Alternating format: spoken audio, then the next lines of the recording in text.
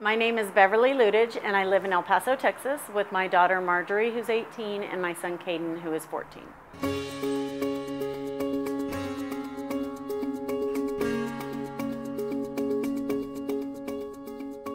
I got married in 1997 to Reese, and we were married for 16 years.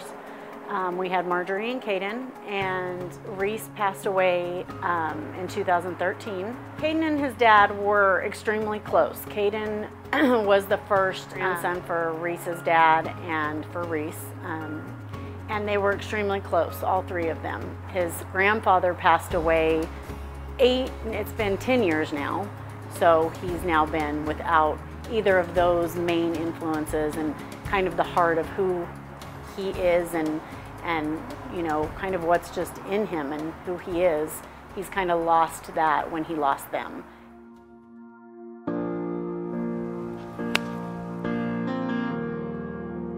Caden's response when his dad died was,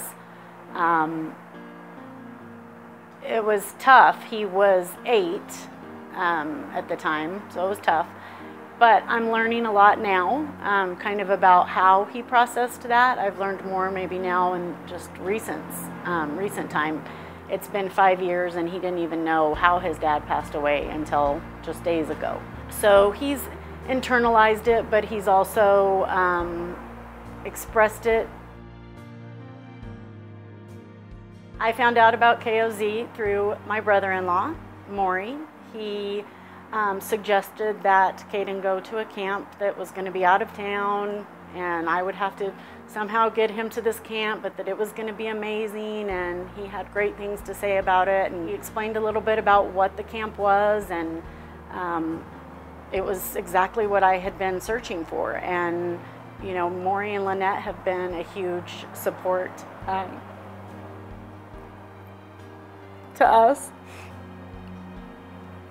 And I knew that if they saw the heart of what this camp was, then, you know, I needed to do what I needed to do to make it happen. So Caden's first year at KOZ, he and I hopped in a car and drove from El Paso to the camp outside of Austin a little bit.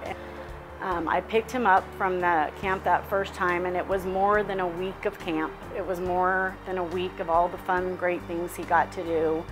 It was Caden coming back to be Caden, and things that had been taken from him that he got to explore and do again. And it was in his heart. I could see it just in the person that it was like we had lost a little piece of him, and I saw that come back.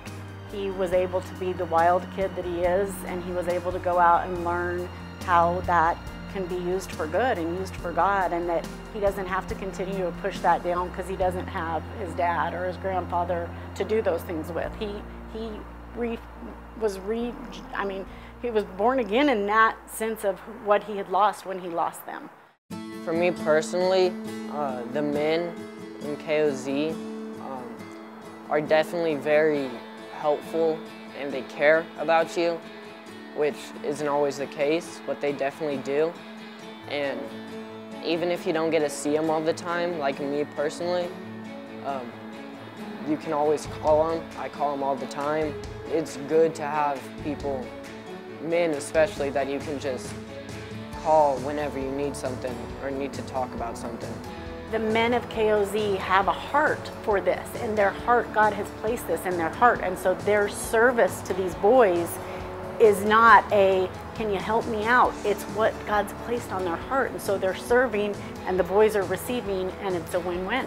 Caden's experience with KOZ hasn't just impacted him, it's impacted myself, it's impacted my daughter, it's impacted my parents, who are, my father's 89 years old, and as much as he loves to fish and go do things, he's not able to do some of that with Caden like he would like to. So you're impacting an entire family, generations.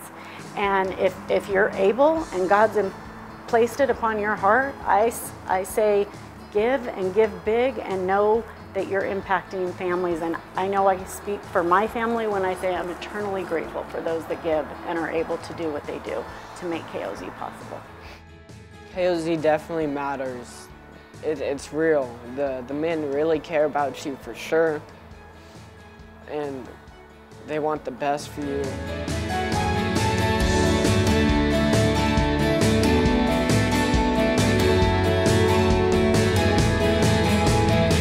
My name's Caden, and I am KOZ.